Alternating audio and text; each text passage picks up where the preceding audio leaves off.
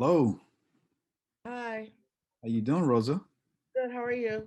I'm wonderful, wonderful, wonderful, wonderful. So we have both of our beautiful, generous panelists with us tonight. Good evening, everybody. Thank you for joining us for this very important conversation. In case you don't know who I am, my name is Rico Washington, and I am one of the team leads for Street Riders NYC. And in case you don't know who Street Riders NYC is, Street Riders NYC is a collective, a movement, and a community born in the streets of New York City that coalesced in protest and connected during the social unrest surrounding the police killings of unarmed Black citizens in the spring of 2020. Street Riders NYC has a collective interest in cycling to protest while providing cycling support and protection to other protest groups across the city, focusing on issues of justice for the murders of George Floyd, Breonna Taylor, and Ahmaud Arbery, as well as police reform, racial equality, and community direct action. If you'd like to follow us across all platforms, you can do so at Street Riders NYC. And with that, I'll go right ahead and introduce our wonderful host, our wonderful panelist for this evening, Rosa Clemente. Rosa Alicia Clemente is an organizer, political commentator, and independent journalist. An Afro-Puerto Rican born and raised in the Bronx, New York, she has dedicated her life to organizing, scholarship, and activism. From Cornell to prisons, Rosa is one of her generation's leading scholars on the issues of Afro-Latinx identity. Rosa is the president and founder of Know Thyself Productions, which has produced 7 major community activism tours and consults on issues such as hip hop feminism, media justice, voter engagement among youth of color, third party politics, United States political prisoners, and the right of Puerto Rico to become an independent nation free of United States colonial domination. She's a frequent guest on television, radio, and online media, as her opinions on critical current events are widely sought after. Her groundbreaking article, Who is Black, published in 2001, was the catalyst for many discussions regarding Black political and cultural identity in the Latinx community. She is creator of PR on the Move, an independent, unapologetic Afro-Latinx centered media collective founded in the aftermath of Hurricane Maria. She is currently completing her PhD at the W.E.B. Du Bois Center at the University of Massachusetts Amherst. Rosa was the first ever Afro-Latina woman to run for vice president of the United States in 2008 on the Green Party ticket. She and her running mate, Cynthia McKinney, were to this date the only women of color ticket in American history. Most recently, Rosa served as consultant on the Warner Brothers motion picture Judas and the Black Messiah, starring Daniel Kaluuya and Lakeith Stanfield, which is in theaters and streaming on HBO Max tomorrow. Our next panelist is Daniel Del Pielago. Daniel was born in Peru and immigrated to the DC metro area in 1980. For the past 15 years, he has been organizing with communities of color in the District of Columbia around issues of preserving and improving affordable housing and traditional public education. In his role as organizing director, Daniel facilitates community discussions and supports staff organizers in pushing their campaigns and the organization forward as a whole. Daniel is also a husband, father of 2, and a lover of music of all types. An avid vinyl collector and DJ, Daniel was the subject of a feature in Smithsonian's Folklife magazine last summer, which focused on his role as the host of Palante, a weekly radio show on WPFW 89.3 FM in Washington, D.C., which focuses on affirming and uplifting the African presence in salsa and other Latin genres of music. I'd like to welcome both of our guests again, and thank you so much for your time. With that, we'll go right ahead into the subject matter at hand, which is Black and Brown solidarity and the pursuit of justice in a Biden era. So I'd like to pose this question to Rosa. In your interview recently, last summer with Latino USA, you stated that there was the Black and Brown power movement that said we will put our lives on the line for Black liberation. We have a history of always being a part of each other's struggles. That doesn't mean we need to not interrogate anti-Blackness. I think it fits a very mainstream white supremacist narrative to try to continue to divide who we are as a global Black people and a global Indigenous people. So that quote withstanding, many people still seem to believe that the movements of Black and Brown folks in this country are mutually exclusive. Can you give us a little insight as to why that is? Yeah, first and foremost, Rico, thank you for having me. And thank you to all the cyclists who are out here using their skills to protect us. It's been really dope since Ferguson that I see like a new generation of different ways of organizing.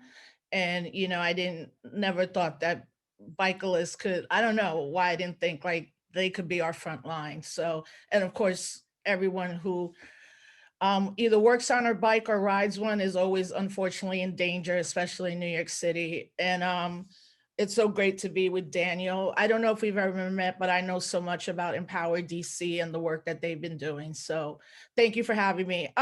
So I particularly don't use the word brown.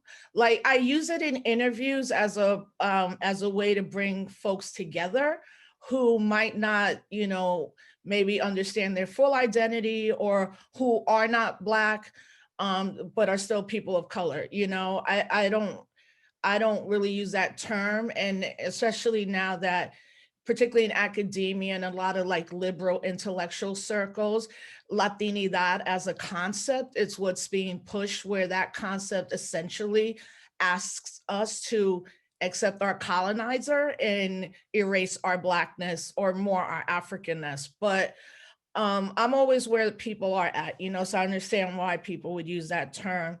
So our folks have always been in solidarity together. I think it's really easy now, especially in 2020, 2021, to say, oh, we have all this inter-ethnic conflict. Let me point out one thing that happened in Washington Heights during the Black Lives Matter protests, or sometimes hearing light skin or white passing, particularly Latinx people, to be like, yeah, but I'm 1/3 Spanish. And I'm like, yeah, so is everybody else. Like everybody's probably 1/3 European if we all were taken from Africa and dispersed throughout the world. And I have a really big problem with when people say that, particularly because like you're embracing your colonizer, you're embracing whiteness, and we don't need to be embracing whiteness. To me, I see whiteness now as a like public health issue that is dangerous to us as people of African indigenous descent, and actually really dangerous to white folks, So, and I think we're in a moment post this insurrection attempted coup that it requires that more and more we be as Black as we are, not just in phenotype, but in our politic. So all my work really brings in history. I'm a historian. I've always been that in my academic career, which has always been in Black studies, because Black studies accepts what I'm trying to talk about in my methodology way more than Latino studies, Chicano studies, even Puerto Rican studies. Those are like, I never get jobs in those departments. And I Mm, know exactly why, so it is what it is. But I think it's real easy, to not understand it. I mean, I think we're at a point where we really have to understand that this whole system is anti-Black, the world is anti-Black, period. The flip side of that is that a lot of us only talk about our history within a history of conquest and colonizer. Like a lot of things happened in the world before the African slave trade and the Middle Passage, okay? And not to romanticize this idea of kings or queens. I'm talking about mathematics, written languages, medicine, everything. That all predates the Western imperial project of enslavement, right? So, and in the United States, we often only start from that point of conquest. And actually, now, and on this point, as I've been seeing a lot of media being created and a lot of TV shows being scripted, obviously movies, even books, the more I really interrogate that, all of it is still coming from a space of how we end up dying at the end of the movie, the book, or how we are, our only struggle is the struggle against state violence, which is important, So I saw a friend of mine, Dr. Jared Ball, do this list with this sister Tandi from LA, and and it listed the amount of cop shows on Just TV.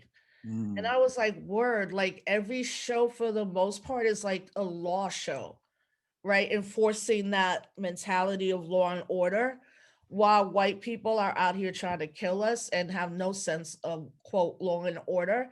So I think we need artists now that speak to our beauty and our resistance and not always our our oppression. So I'm hoping to do that more in the future and support artists who bring like that beauty to light and not always censor like death, you know? Yeah. okay. Daniel, did you have anything to add to that?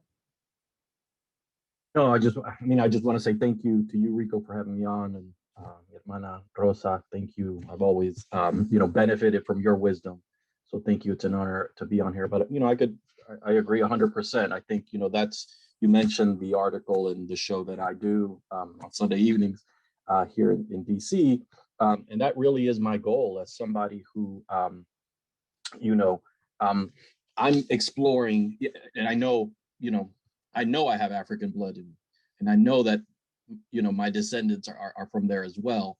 And that's what I try to lift up in my show is, the beauty that these African spirits that came here, ended up here, were brought here, created. And it's so important, especially for, us so-called brown folks, to lift that up and to center that and to say, we are who we are because of the African presence in South and Central so-called America. So, Mm, yeah, thank you.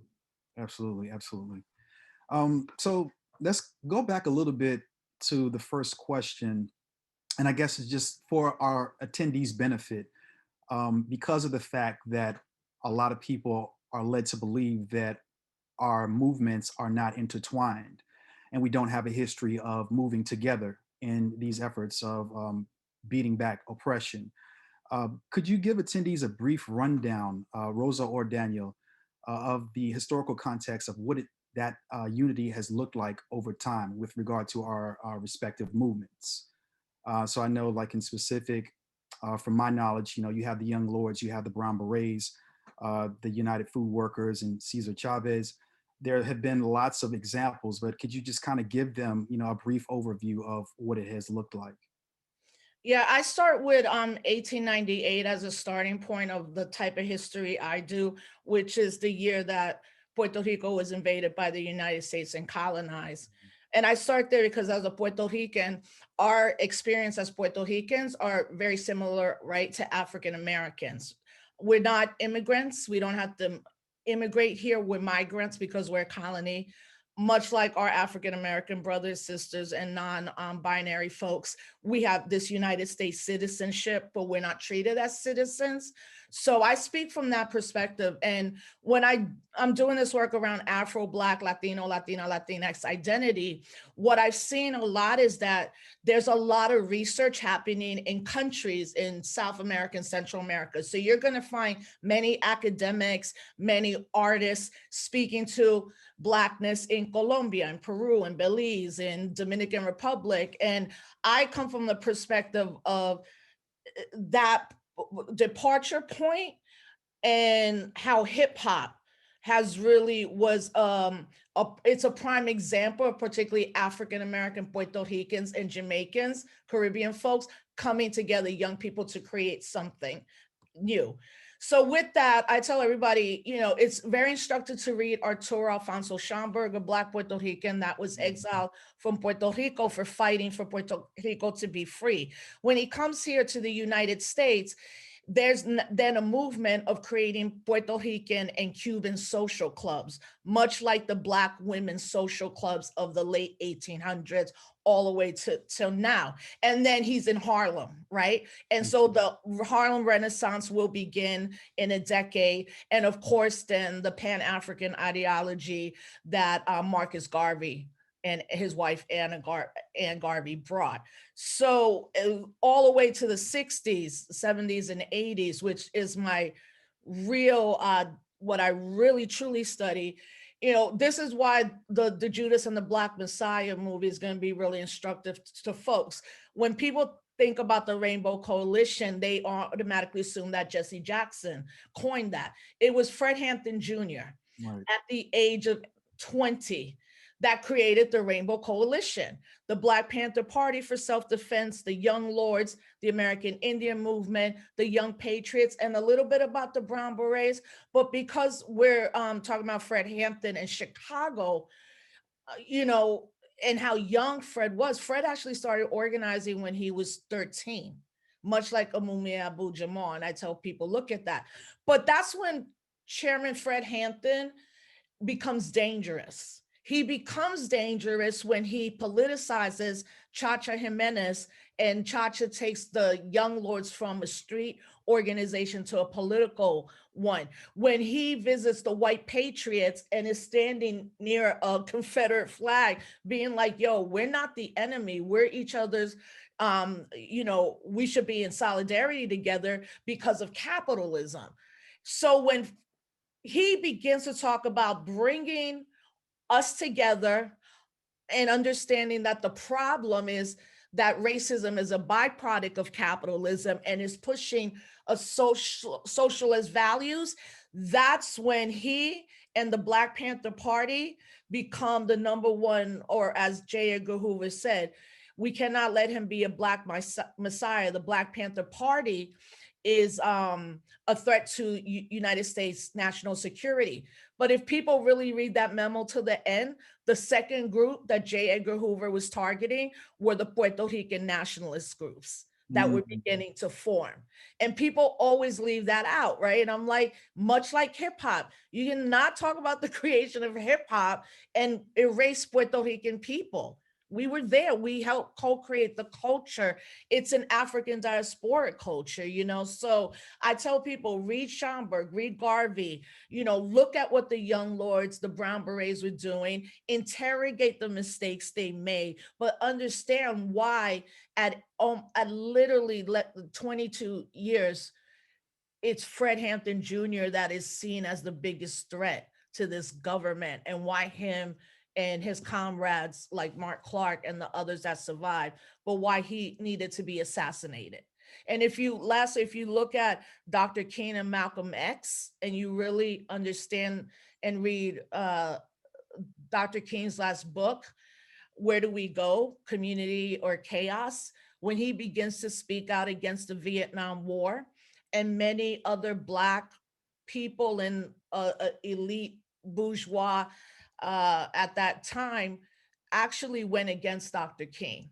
And they told him, stop, don't talk about the Vietnam War. Do not talk about Zionism. That's when Dr. King becomes dangerous. Malcolm X becomes dangerous when he begins to link our struggle with the struggle of people in the African continent. So it's all together, because at the end of the day, you know, white supremacy is not going to let me or Daniel or my, you know, Puerto Rican nieces or nephews or family members, they're not going to be like, yo, you're Puerto Rican or Peruvian, you good. We're not going to F with you. Like police don't have that boundary. And sometimes we put it on too much on ourselves, which is dangerous for movement building and solidarity building. Agreed. Daniel, did you want to add something? Yeah, I'll admit I'm not a historian, not as well versed, but I think, you know, just in looking back at the work I've done, like any of the gains we've made specifically in housing, my work is focused around trying to preserve so-called affordable housing, low-cost housing. And, you know, all of those victories have been won through, you know, let me not say all, but a significant amount have been won through solidarity between Black and so-called Latino folks, right? I mean, one of the buildings that I started organizing in, you know, the work was really to first bring people together. And we had, you know, Miss Thomas, you know, a lady in her 60s from down South Virginia, and Israel, a Salvadorian guy, you know, who was living here with a bunch of other dudes in his apartment, like coming together and understanding that they were working towards a common goal. So, I mean, you know, it's happening. It's happened.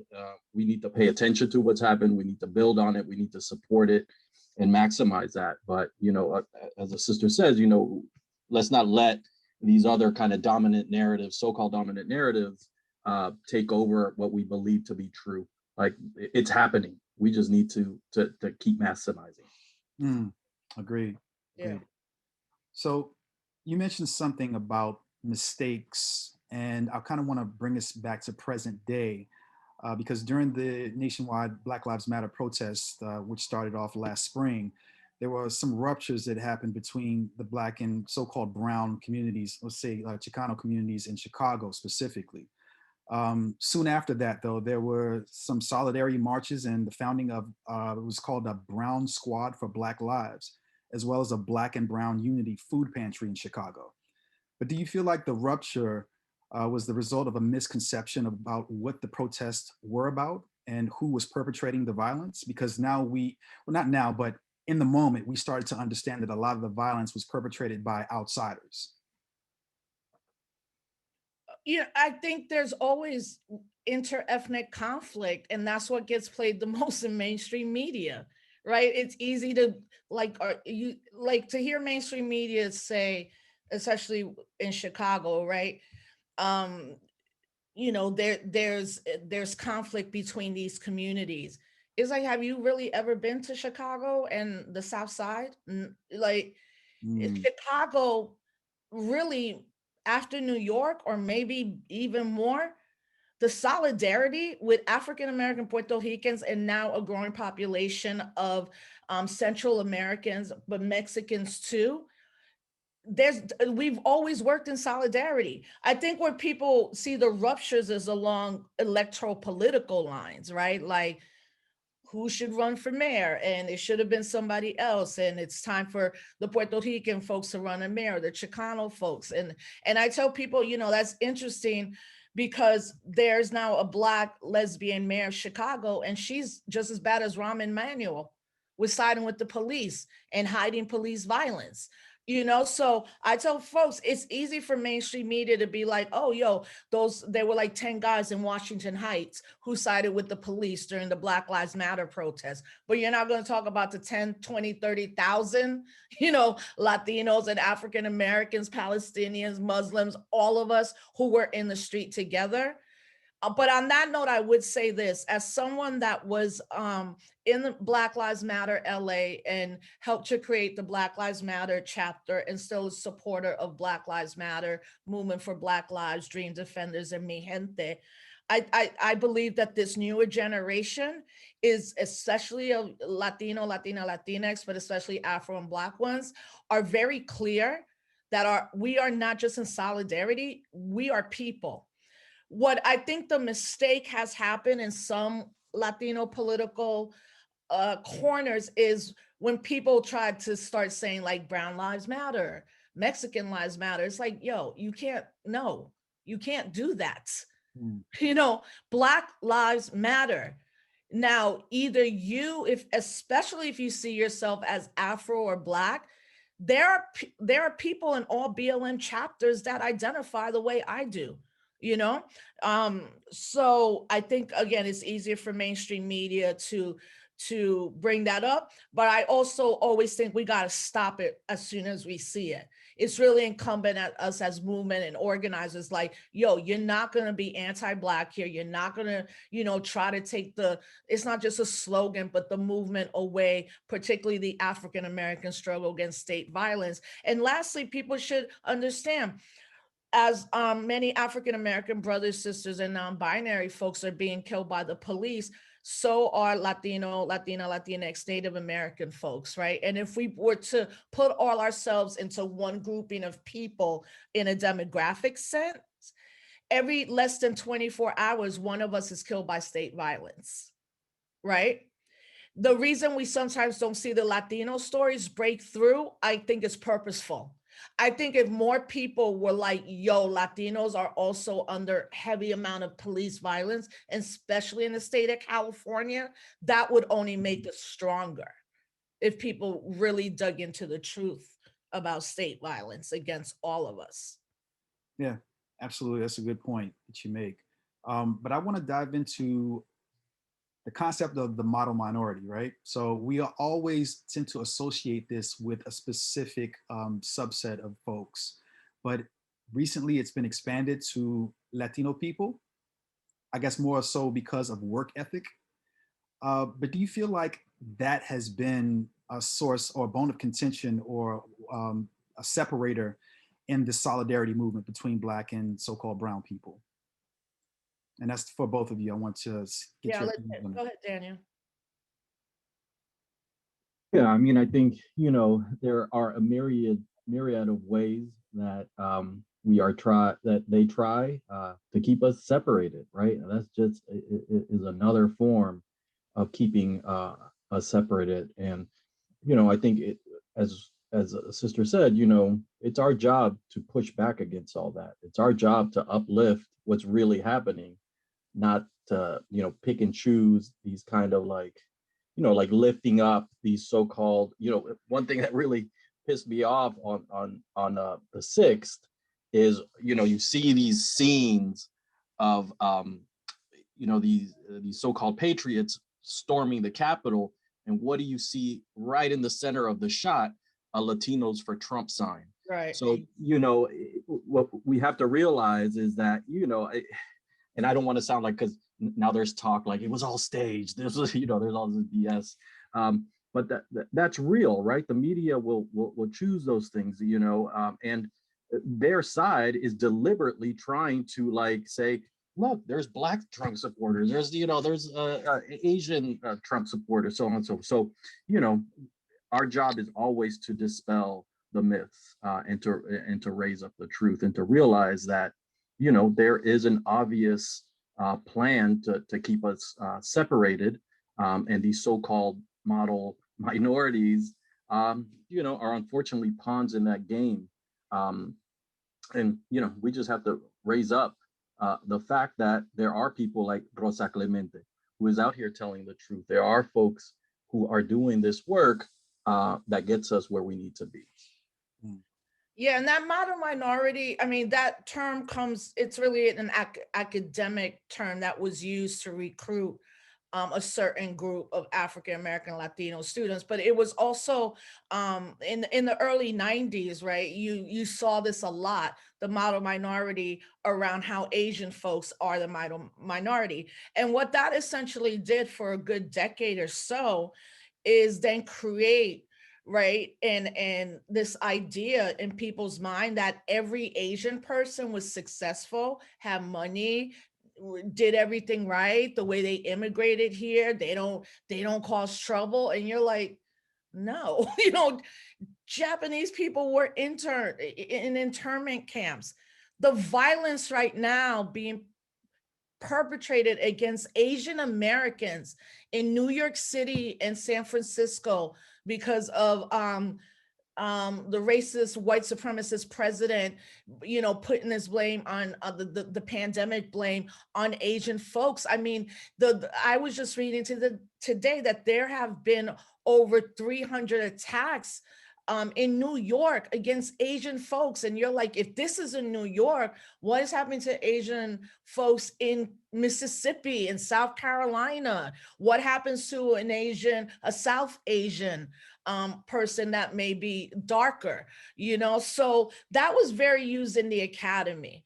But what I always tell folks is like, we never need to say the word, not you, but because you're interrogating the question, we never need to say or use the word minority. That's one thing I've always told my students. We are not less than anyone else. And sometimes when I'm on a campus and I still hear like professors using the word minority, or in the academy is like so behind with the language, that's also a psychological thing, right? Like, you're less than someone else. And also you need to be as good as these people that we say have that. And that work ethic thing, look, this is what I always say. I never want to hear about folks of color not having a good work ethic, because this whole country is founded on white people not having a good ethic and enslaving Africans for 400 years of free labor, right? So I'm like, and I'm glad Daniel brought up what's on the 6th. I think it is important that we say, yes, there were some Latinos that voted for Trump, and African American and Asian. For me, it's like what Malcolm said, well, who taught you to hate yourself? But the reason we had Trump and almost had him again was because over 50% of women, and when he won the first term, 44% 6% of white women in this country voted for Trump. Mm. And in this past election, 53%. So I think we need to start interrogating white womanhood. And like, wait, if I'm in the room with 4 white women now, 2 of you might have voted for Trump. And not to rely on that stereotype of what you think a white poor person or aggrieved person looks like, right? That means that these 50% of white women are not all poor. They're not all from West Virginia. They're not all minors. Like this stereotype of what white poverty looks like, the hillbilly stereotype is like, no, if I'm in a room with 4 of them, one of y'all could be president of a university who voted for Trump. So all your racism is going to seep into everything you do in this institution. Absolutely. So yes, we get that some folks of color voted for Donald Trump, but I pushed back hard against that. Be like, nah, this is white women's problem, and they got their own reckoning they need to do for giving us this dude, and encouraging mostly their men and sons to go there and fight, and also being in the crowd as well. So while you're there, let's keep on the executive office, right? So we understand after 4 years of all the rhetoric and the horrific policy that he's wrought in his unbridled oppression, we understand what Trump is about and how he actually oppressed a lot of Black and brown folks. But President Biden and Kamala Harris are in the office now, and it's a Democratic White House, it's a Democratic Senate, mostly Democratic Senate, and it's a Democratic House of Representatives. But what can we expect, specifically, what can Black folks and Latino folks expect from this administration with regards to everything that we've been fighting for over the past 9 to 12 months? We're talking about criminal justice reform. We're talking about getting into the law enforcement budget and hacking it up to pieces and reproportioning it to other places where it's lacking, equity, all of these things. Based on their individual track records, because we know that, okay, Kamala Harris and her, her policies and stuff, and also Biden and him supporting the crime bill. What can we expect from them going forward in their administration? And that's posed to both of you. Yeah, Daniel's in DC, so I'll let him go first. Yeah. He's in the heart. Well, exactly. And unfortunately, we are not a state. We don't get to make any decisions, really. The federal government tries to tell us what to do. But, I think we got to be real careful and not drink the Kool-Aid, as it were, right? Like it's still, it's a system that upholds white supremacy, and they're going to continue to try to do that in whatever way, right? I'm looking at Biden and I'm like, I work in public housing. One of our main campaigns is to try to preserve and hold on to the public housing we have. And what's been really getting rid of public housing are directives that came from under the Obama administration, right? There's a program called RAD, Rental Assistance Demonstration, excuse me, which is a way to privatize public housing. They switch it over to what is commonly known as Section 8, and find a way to take it out of the kind of the public sphere into the private hands. So we need to be really careful also because there's such a low barrier, right? Like all Joe Biden has to do is to not be as racist as Donald Trump, and people are just gonna kiss his behind, and he's gonna be lauded as some great president because there's such a low bar. So we have to be really careful that because there's been so much. I don't want to use the word trauma because I don't want to do it lightly, but these past 4 years have been traumatic. That this administration doesn't get away with just not being Trump. I guess I would say that. Yeah, I mean, I agree 100%. Like the bar is like below low, and what the insurrection also did, I've been watching the impeachment trial, right? And realizing, which I always knew, but first the amount of millionaires and lawyers that are congressional representatives, right? Like you maybe have like 20 AOCs in terms of like roots, working class. This is the first time these representatives like AOC, Cori Bush, Ilhan, Rashida Tlaib, brother Bryce Bart. Like, these are people who worked, and this is the first time they've ever had health insurance. But that's not the majority of the Congress, right? So they have an installation of privilege already. So I think, and also post, anytime something happens like this in America, the first thing is to everybody now be like defending American democracy, right? So I'm like, yo, all of a sudden, like, we're all one, because what we told you white folks were going to do and you didn't listen to us, they did it. And now we're supposed to be like, yo, everything Biden and Harris do are great. Well, like right now, they haven't stopped deportations. Right now, they're talking about giving status to DACA recipients, which is important. But what about all the Black immigrants that are in the border right now and being treated horrifically, especially the Cameroonian and Haitian folks? How do you still just don't end deportations right now across the board? I don't understand why you are not already giving people relief, because people have to understand that Biden and Harris, all they keep pushing is unity with people that want to see us dead. Like, no, we shouldn't even be talking about working with the Republicans. And I'm also saying this as a person who is not, I don't hear to the two-party system. You know, I ran under the Green Party. I vote for the most part Green. And lastly, we have an over reliance on the federal government. And this is what I mean. Right after this impeachment trial is over, they're going to start introducing domestic terrorist laws. And those laws will be used against us. And the way we know that is they've already admitted they knew this was going to happen. So every police agency knew that these folks were coming on the 6th. That entire 5 hours, everybody just think for a second. One gun was pulled and one bullet and one person died. I don't even have to tell you that Black people wouldn't even have made it to the steps until there was a complete slaughter of Black folks on those steps. Absolutely. So it also makes it very clear that this was all coming from the inside. That as we've been telling people, and I'm sure Daniel, and also because you're from Peru, brother, and you've always dealt with American imperialism, the whole inside is stacked with white nationalists. Like, that's not nothing new. People are like, oh, military, police were in on it. Yes, they were. How did you not know that? Of course they were bringing body armor.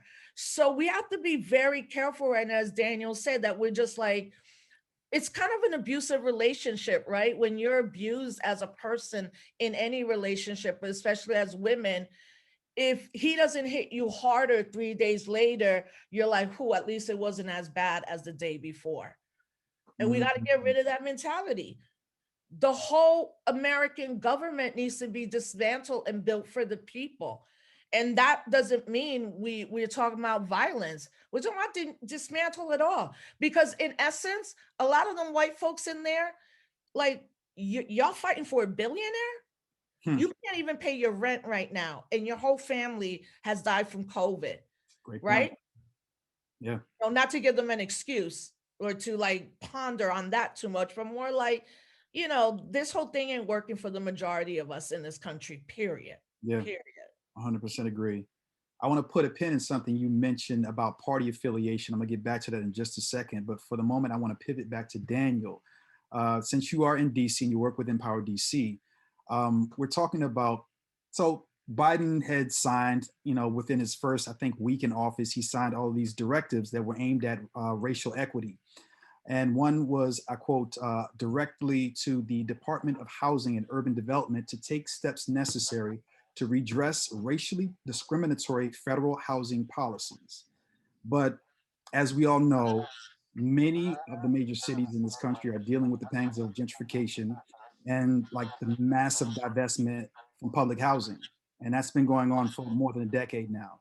So Daniel, do you think that this legislation is adequate? No, I mean, it sounds nice. It sounds real nice, real cute. But we have to be really careful about how they play out. As I mentioned, you know, most of these, most of the programs, Hope 6 in DC, we've got something similar called New Communities. Of course, I talked about RAD.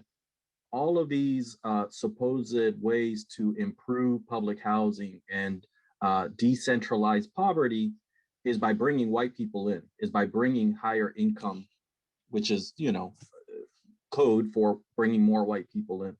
That's what it does. It's just another policy for gentrification, right? It's another policy to get Black people, people of color off their land. So, you know, once again, we have to be really careful about the details because that's what happens locally, right? Here in the district, we are faced, it comes from a directive from HUD to reposition public housing. And this is kind of the theory for all sort of so-called affordable housing, is that because the federal government cannot invest in it anymore, we need to partner with private developers. And these private developers are going to create, you know, this beautiful housing. And that's so, and just that supposedly is supposed to kind of raise all boats, right? As they say.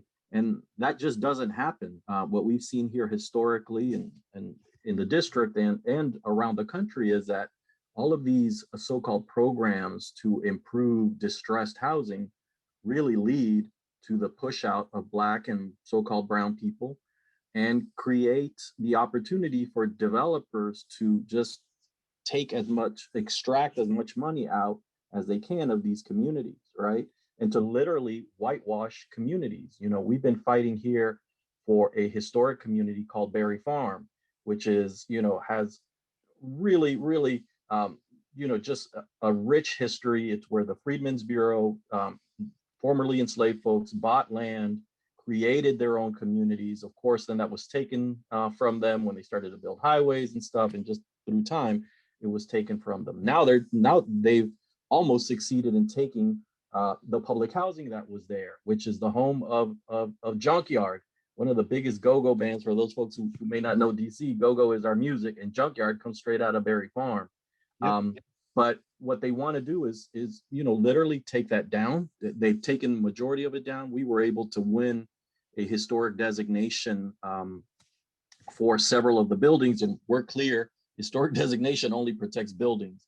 But we wanted to make sure to hold on to some of that history. And now our job is to push to create something meaningful there. And of course, have the people who own that land, the people that live there, to be able to return to it. So once again, the so-called devil is in the details, right? We need to watch what they are actually doing, because these programs sound great on face value.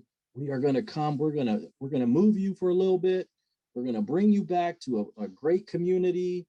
You're going to have business opportunities. You're going to, you know, be able to build wealth, put you on the track to home ownership. But, you know, the only thing at the end of the day that is kind of being offered, and I say kind of because very few ever return, is housing, which is important.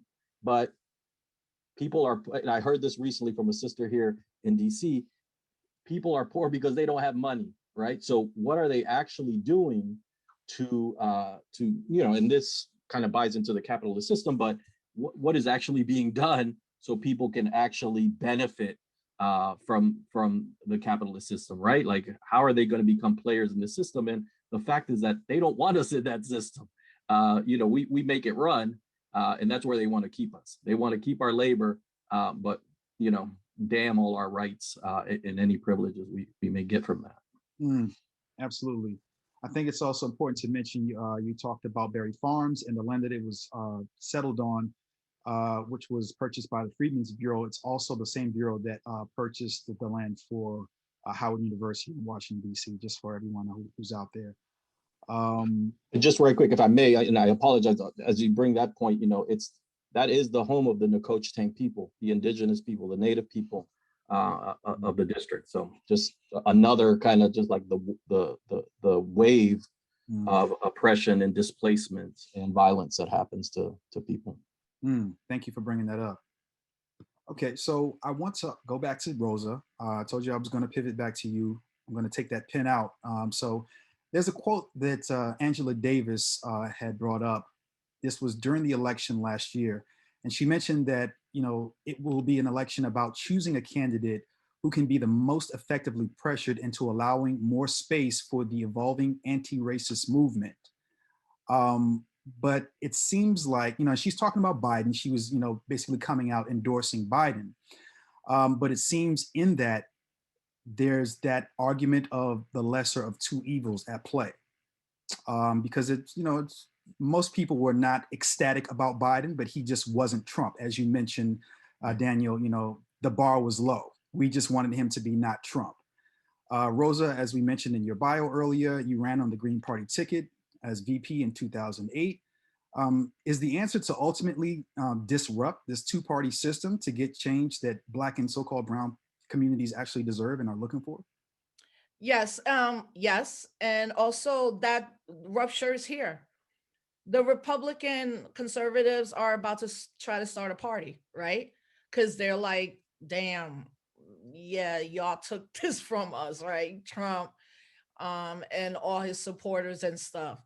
It's interesting to all of a sudden see Republicans act like they care about anything when it comes to us. And I mean, to me, that's like how brothers and sisters in old school would be like, that's that technology right now that everybody's falling for.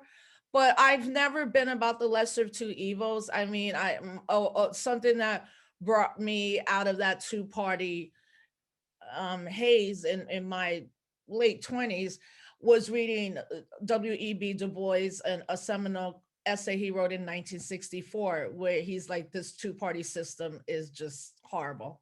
Like it's never going to work for the benefit of our people. So we're going to see that. And we do see we see the Green Party, we see the Party for Socialism and Liberation, we see other parties.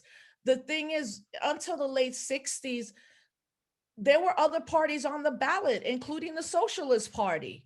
In the 70s and 80s, we begin to see the two-party system more and more because corporate control began. And if you look at where most of those white folks were coming from in the 60s and 70s that were elected official, they would be like working class folks. Well, this thing is a corporate duopoly at this point, and I think a lot of us know that. With that said, I don't like begrudge anybody who's like, I voted for harm reduction. No, for sure. Like he had to go. I also don't begrudge that a lot of younger folks still to this day, a lot of people in general still don't vote, period. They're not involved in electoral political process. And that lastly, we should be looking at what local electoral politics looks like, because that's different for every city and every demographic. Unfortunately, not for DC, as they, are not a state. Same for Puerto Rico. Although I think more people in DC want statehood, where I believe more Puerto Ricans want to be free from colonial control, period. But what we are seeing is some really good local wins, right? Like every time $100 million is taken out of a police budget, that's because people were in the streets. Young people are tired of police in their schools, their colleges and universities, and everywhere. I think it's important that people understand, like the LA city budget or the New York City budgets, which could in themselves be their own countries, fund the police. Like 1/3 of the LA budget is for the police. 1/3. In some cities, is more than half. The flip side of all of this that we now have to be very careful about is visibility and representational politics.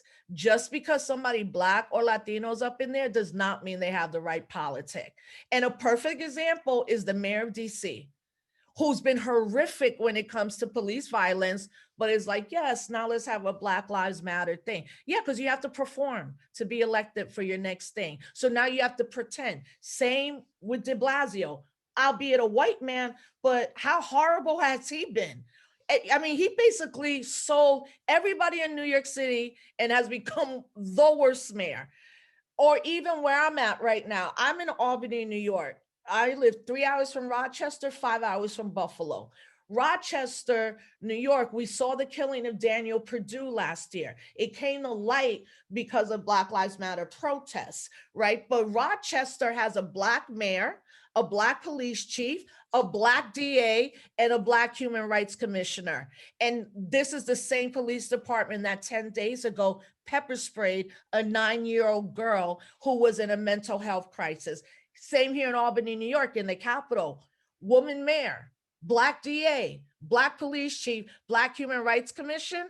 And we have levels of police violence. Every day, someone in Albany that's Black or brown is being brutalized by the police. So now what we have to reimagine is like, everybody that looks like us ain't us. And then, although identity, I'm sure it's important to me, it's important to you, it's important to Daniel, it's important to all of us, because we don't want white supremacy taking away our identity. You then have to move to the next level of like, who am I rolling with politically? Like, I'm not rolling with Puerto Ricans that want statehood just because you're Boricua, you know? So that takes a level of, you know, doing the work and being in the movement, being politically astute, and being like, yo, what does it matter if we have the most Black and Latino elected officials ever in the history of this country? Why are we in the poverty, and why are we dying of COVID, including the decimation of our Native American brothers and sisters right now?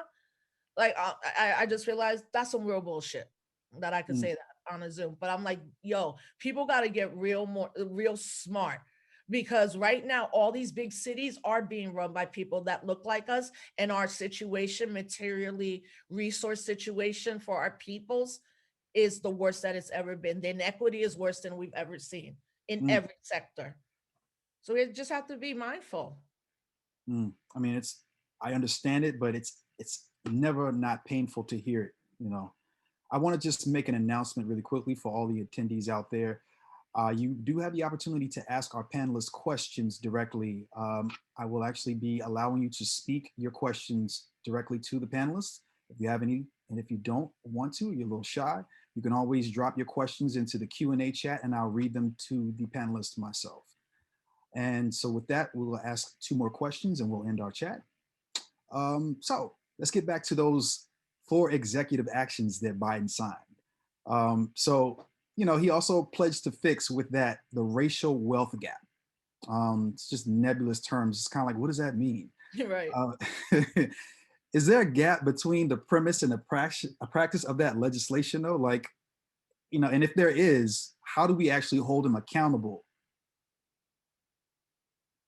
And yeah, the only way to end racial inequity is to end capitalism. I mean, that's what it comes down to, period. You know, there's no such thing as good Black capitalism. There's no such thing as Latino Black capitalism. I hope people are paying real attention, as always during Black History Month, the corporatizing of our movements. Like, Amazon cares about Black lives, but now all they do is fire Black and brown workers.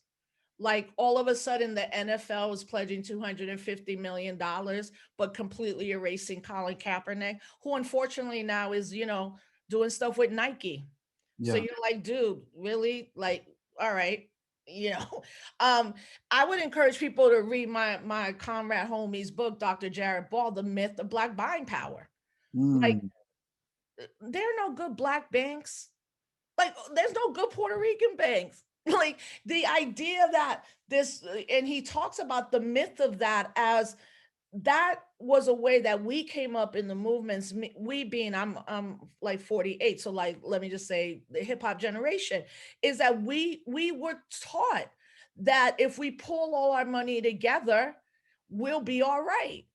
We should have been like, well, when that happened in Tulsa, Oklahoma, y'all like bombed Black people. Or when Move is organizing in Philly off the basic principle of humanity, y'all bombed them. You know, so this idea of like Black buying power, that doesn't exist. Latino buying power doesn't exist. And lastly, in capitalism, it's about exploitation. The fact that there's even someone that's a trillionaire or a billionaire, and people are like, oh, look at them. Yeah, think about how many people they exploited. Millions. You don't become a trillionaire by not exploiting the people that look like us. You don't become Jeff Bezos without exploiting your workers. And in the nonprofit sector, I've seen a lot of my friends go through trying to get their nonprofit unionized. And you're like, how are you a nonprofit hiring us to do like housing work? But then when the workers in the nonprofit are trying to unionize, you fire them, right? Because capitalism. Mm, yeah. Daniel, what do you think that looks like in the communities that you're working in when we're talking about the racial wealth gap, specific to, I guess, housing more specifically? Yeah, I mean, you know, DC was Chocolate City, right? Was known as Chocolate City. And we've seen what's happened here in the district. Black folks are still a majority by a sliver.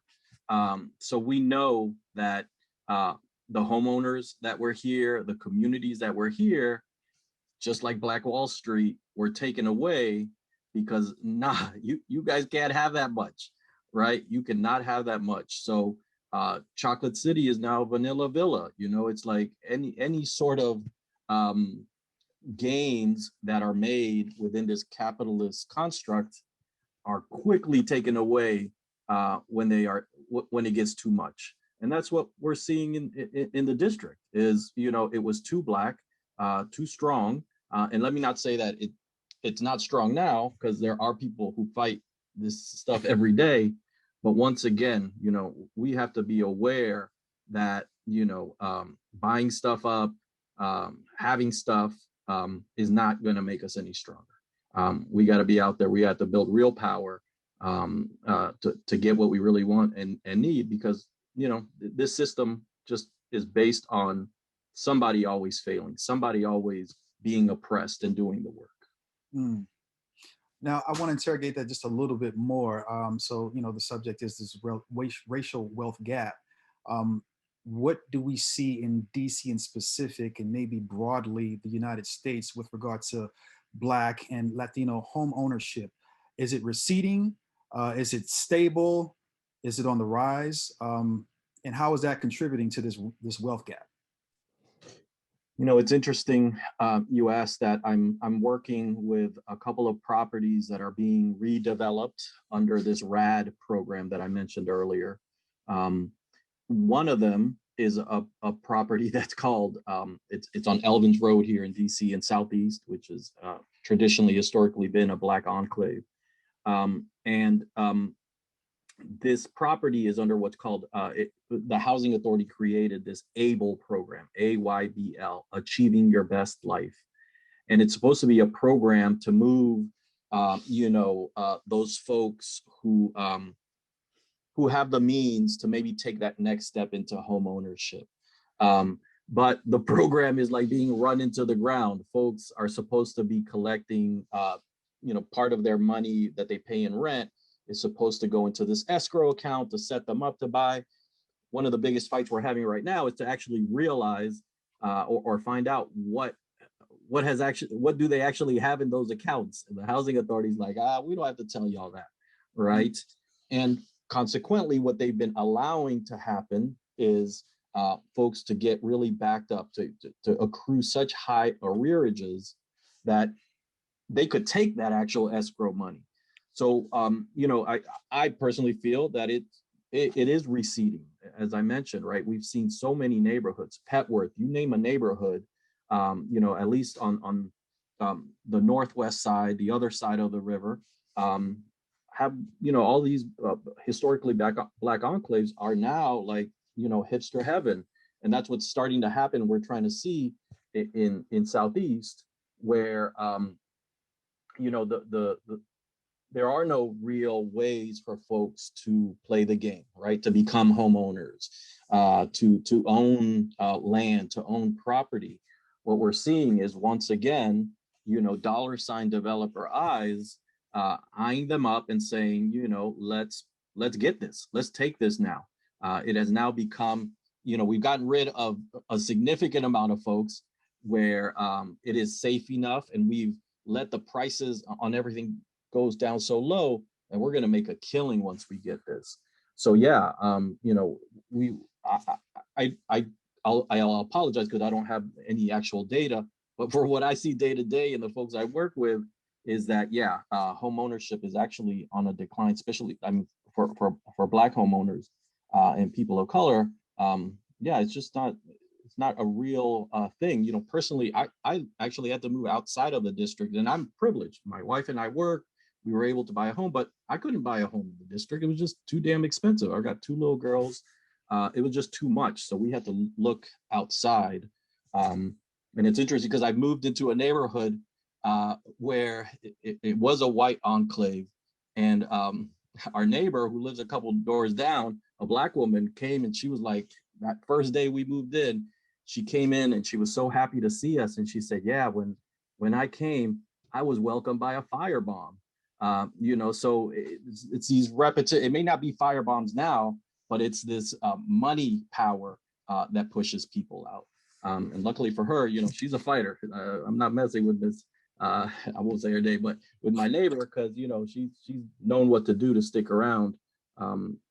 But yeah, I mean, it's not happening. And I don't want to necessarily say we're losing ground, because I'm an organizer. I'm trying to be positive, and that there's always a fight, right? As long as people are willing to engage in a fight. But, you know, the reality is that, yeah, they've done everything they can to take land.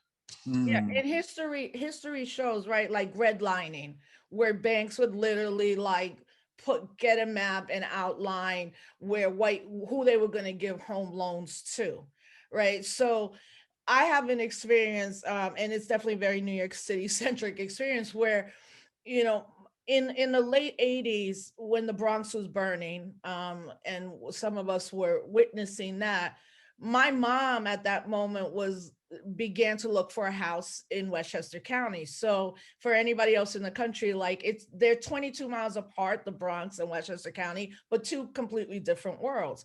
But then she also um, invested in buying a building while the Bronx was burning.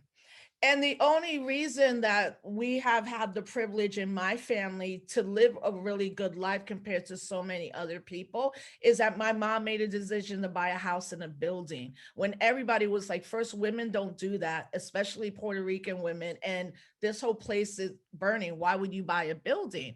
Well, that's my father's job. You know, it's still in our family. Things like that. So I come from an experience where if my mom didn't make those decisions and invest, I don't know where I would be, or our family in the economic like ladder stuff. With that said, I took out student loans, and I'm in student loan debt like so many of us, right? That's one reason why our generation cannot advance in buying homes. The 2008 recession wiped out almost all the gains of Black home ownership. At that time, I was living in Brooklyn. And if anybody was in Brooklyn, they'd be like, you can buy $1 million house for $20,000 down. And I'm like, that don't make no sense. Like, how's the bank going to get their $1 million? Well, a lot of people bought those houses, and then the balloon payment is due. And you're like, oh, hence why Flatbush, Brooklyn is looking like the Upper West Side right now, with mad white people who are moving in and got a loan in one day, while someone in the community for 20 years try to buy, a building. And then lastly, COVID now has not only erased any gains we have made, 5 million women are out of the workforce, right? Like 5 million women in less than a year are out of the workforce. And what the numbers they're not showing us is not who's filing for unemployment, who is like, I'm done. I'll try to live my life by some housing assistance, food assistance, and automation. If people think a lot of these jobs are coming back, they're not, because what this pandemic has shown is you can now put a robot in Walmart that will walk out to your car and give you your stuff. And we're like, oh, it's mad convenient. Yeah, it is. But that's automation. And in fact, I would encourage people to read Grace Lee Boggs, one of the illest organizing elders ever in Absolutely. Detroit, and how her and her husband in the 70s were like, automation is going to completely control everything we do. We're in a real precarious time right now, and the fact that this country didn't pay people to stay home, the fact that there's not essential workers, but workers that sacrifice every day, y'all who bike every day to make our lives, give us the service we need. We got to really like dig in deep, know the history, but figure out how we're going to come together to form land trust, how we're going to support cooperative economics, and how we're going to support a really dope movement of Black and brown farming in this country, and young people buying land right now. Lastly, I'll say this. I was just reading an article from a Native American brother where he's like, land shouldn't be owned. It should just be free. I So saw I'm that. like, I think these times end up requiring that we like have bigger and bolder visions. But I'm like in Puerto Rico and here to see young people being like, yo, I'm going to buy this little 2-acre. I'm growing my food and then build that out. I think that is just the dopest thing that's happening around the idea of self-determination. Absolutely agree. Yeah. And on that, I'm going to pose my last question to the panel. How, the $1,000,000 question, how can Black and so-called brown folks be better allies to each other and fortify bridges of solidarity going forward? Because, as you mentioned, Rosa, there's a lot at stake. And 2020, I personally believe that in 2020, maybe, the proletariat actually kind of missed a window of opportunity to really seize a moment. But I'm wondering for both of you, how do you feel like we can, make sure that we stay on the same track going forward? Yeah. Go ahead, Daniel. Well, thank you. Once again, I think I started with saying this is to realize that it's happening, right? Like it happens, right? Like you go, like here in DC, you go to 14th and U Street to the McDonald's right there, and you see the brothers that hang out on the street will go into McDonald's and say, "Hey, mommy, hey, Juana." They have this kinship, like it's happening, right? So, and not to say that that's a solution or anything, but it happens, right? I don't know. I'm 47. I'm the hip hop generation as well, and I'm sure folks have heard of Star Wars, the movie Star Wars. Yeah. And there's some outtakes that were released on its 15th, 20th anniversary that are on the DVD. And there's this great that at least that impacted me, that showed me this interconnectedness that can happen. Is there's this great graffiti artist D5, and he used to run with Case and Butch, and they're on that. It's that famous platform scene when they're on the platform that the scene was taken out though, and he's talking about how the hip hop generation is taking over. It's our time, but he says, "Man, I remember seeing Hard Hand Ray Barretto. Hard Hand Ray Barretto. He used to play on the trash cans, and now he's a Latin star. And it's our turn now. It's our turn, right? We're going to be doing that. We're going to be around the world." And to me, that was just so instructive of this kinship that's there. This African spirit that bonds us. Both of our so-called cultures. I hate to use like we are one because that's so corny, but I think the realization that it's been happening, it continues to happen. We just need to not buy into the BS that says, oh no, you guys fight all the time and there's no way that you guys get together. Once again, for me, all the gains we've seen here around housing have been because Black and so-called brown people have come together and said, nah, you're not just going to take this from us. You're not just going to take this from us. We're going to do something to fight this. So yeah, once again, I think we just need to realize that it's happening. How can we continue to have these conversations? How can we create spaces where we can unpack this stuff and get mad at each other, but with the ultimate realization that, it benefits all of us to recognize that we are all part of this global people that need to stick together. That's how we're going to make it here.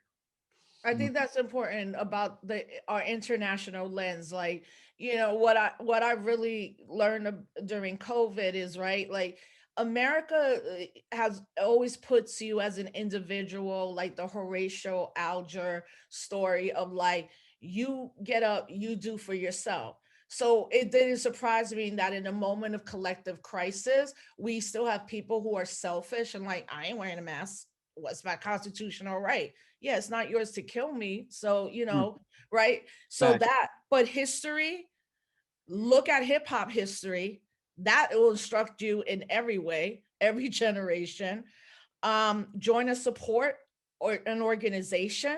Pick an organization a year that's truly grassroots, not organizations that are like multi-million dollar nonprofits, grassroots. Join it by like your labor, your human capital, or support it any way you can and disrupt white supremacist narratives. I truly hope that if the biggest thing that Judas and the Black Messiah does is two things: disrupt white supremacist narratives and making sure that we save the childhood home of Fred Hampton. Because we have to be very intentional, because the more white supremacy sees that Black beauty, brown beauty is marketable and brandable, we have to make sure that we maintain our institutions, because we don't have too many right now. So we can't let Fred Hampton's house go, and we can't let a certain institution just go down that's been there for us. At the end, put in the time, because we have to value ourselves, our institutions, and our story more than we value white visibility and acceptance. Stop needing white folks to accept us. Do the work. There's a lot to do, a lot. Mm, couldn't have agreed more. So I will go ahead and ask the question that we have from the audience. This question is actually from Maisha Frazier. Rosa, she says, hello. She's a fellow CU alum. Yeah. She's asking, how would you suggest keeping abreast of what's happening to be able to participate in the movement while managing the challenges of our day-to-day responsibilities? So we voted, now we need to act. But how do we know how to best invest our time that's productive? I think it's very hard right now. I believe that many of us who are able to work from home have this guilt right now. I know I do, where Mm, I'm like, yeah, I could be on calls from 8 a.m. to 8 p.m. Like, I'm lucky I could be at home and work. And what a friend of mine posted yesterday was like, yo, we're working harder than ever. We're like worn out. Then us as African American, Latino folks, other folks of color who are getting paychecks feel an enormous amount of guilt. Like, why would I complain? I don't have to leave my house. We're on screens too much. Look, I'm gonna break it down like this, Maisha. Like, I have to now, like, I think we all have to decide, like, we need to sleep. And as crazy as that sounds, because we've all been working so hard. And for all of us who have people in our families that work on the outside, like my husband is a quote an essential worker, right? So like 5 days a week, I'm like, oh my God, don't let this be the day. Or the fact that he has to even take a test every day, he was breaking it down like, yo, that's mentally exhausting. Like, every day I go to work, I have to spit to make sure I don't have COVID. And it's like, yeah, because I work for us and we don't have health insurance without you. That's actually more important than my paycheck. With all that said, everybody's got to be real gentle with themselves right now. I thought I was doing well, like taking breaks off the screens. And then I developed an infection in my eye because I went and got these digital eye drops that I thought were right. I put them in, they caused an infection in my eye. It was so bad, the urgent care was like, nah, we're gonna call the hospital. This is your site, you need to go. Then I'm in the hospital, like, damn, everybody in here has COVID. Like, I'm a little petrified right now. What's going on with my eye? And the ER was like, look, we're beginning to see a lot of this. Everybody's on their screens. Nobody's taking breaks. People are putting things in their eyes that have chemicals. And she figured out the eye drops that I thought was so organic had a chemical, irritated my eye. I'm supposed to actually be wearing an eye patch, but I wasn't on the screens too much today. And it's weird to wear an eye patch. And I'm like, yo, I'm thinking I'm doing everything right. I'm thinking I'm using the right glasses and taking a break. And I started using that digital well-being, realizing I was on screens 14, 15 hours a day, Mm, saying yes to everything. Because part of me is like, you're not allowed to say no when you can work from home. Like, yo, man, people are sacrificing. So I think it's just like we got to be a little gentle with ourselves and have boundaries now. Like, no, I can't do everything, or I'm going to do the things that I think are really critically important. And I just can't be there for everybody, be and available. especially as women, not to be super gendered, but at the end of the day, like, we do keep the households together for the most part, and if we have children or children in our lives, we're also dealing with their mental health stresses. This whole generation is really suffering right now from mental health, and it requires that we as Black and brown folks really start checking in on the young people in our lives. Like, are you okay? Just because I sit 10 feet away from my daughter, every night I ask her, are you okay? Is something bothering you? Do you need to talk to someone? How are you feeling? Because the suicide rates, unfortunately, are skyrocketing right now They for my are. daughter's generation and millennials. And it's like, in a global pandemic, this is what we have to do. We just have to give our labor till we basically get sick or some of us die. That's crazy to me, And thanks, Maisha. Shout out to Maisha. Yes, thank you, Maisha, for the question. Daniel, did you have anything to add to that? How can we better use our time knowing that all that we're up against in these crazy times? Yeah, I mean, I agree with Rosa. Like, I have to compartmentalize my life in a sense, right? Like, I'm the organizer, I'm the troublemaker, like at certain times of the day. Uh, but I also got to shut that down, and I got to read stories to my babies. I got to mess around, I got to play with them, and spend that time as I have to do with my partner, with my wife. And then I think, for those of us who have like different outlets, like different things, like let's make our things revolutionary, right? Let's make our things meaningful that help to move our people forward. I'm not trying to pick, but like in my personal life, like my thing is music. I'm a DJ. I got a bunch of records downstairs, and I try to use my platform to, first of all, just remind us, reconnect us to those spirits that I mentioned earlier. But it's also, a way to uplift, to teach. That's what I hope people get out. And I don't try to do that deliberately. I'm not some like musicologist that says whose grandma played in what band. I try to just let the music kind of let folks understand that we are part of this long continuum of people who have fought, who have resisted, who have organized, who have created beautiful things that have allowed us to survive and to keep moving, siempre pa'lante, right? Keep moving forward. So I think, even if that means, we grow food in our local garden and pass that food out where people need it, I think that, that is a revolutionary act. That's an act that keeps us going, that keeps people fed to eat and fight another day. So, yeah, I mean, if we have those options, but yeah, I think we hear this a lot, rest, but don't sleep, right? I think that's true. Mm, wonderful advice from both of you. I would just like to thank you both again. This has been an immense, dynamic, grassroots brain trust. I couldn't have asked for more. Thank you, Rosa, for saying yes. Thank you, Daniel, also for saying yes. I would just like for you to briefly just let all the attendees know where they can follow your work on social media.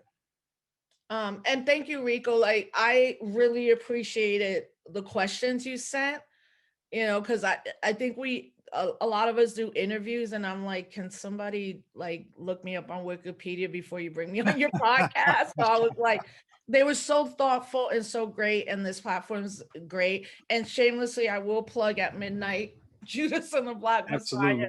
Please. drops on HBO Max. I'm gonna stay up till midnight or half to 3 a.m. Cali time. I really hope that people watch it, they share it, hit me up, help save Fred Hampton House, but follow Fred Hampton and his Black Panther Cubs and their legacy. I'm on Instagram, Black Puerto Rican PhD, Twitter, and Facebook, Rosa Clemente. Cool. And you, Daniel? Yeah, folks can, if you want to find out more about my organization, the organization I work with and for, it's at Empower DC across all the platforms. Personally, you can check me out on Instagram, Footleg1. That's strictly nerd music page where I nerd out on music. I share music. And then I do this radio show on Sunday evenings on WPFW, which is a sister station to WBAI in New York. So Sundays from 8 to 10, Palante, a lot of boogaloo, salsa, you name it in that vein, tune in and you'll hear something you like. So that's every Sunday evening from 8 to 10. Well, Wonderful. Thank you so much again to both of you for all of your generosity and your time. We appreciate your work and we will support you in every way we possibly can. Until next time, everybody, have a good night, stay safe and stay warm. Stay safe, everybody. Take care. Peace. Thank you.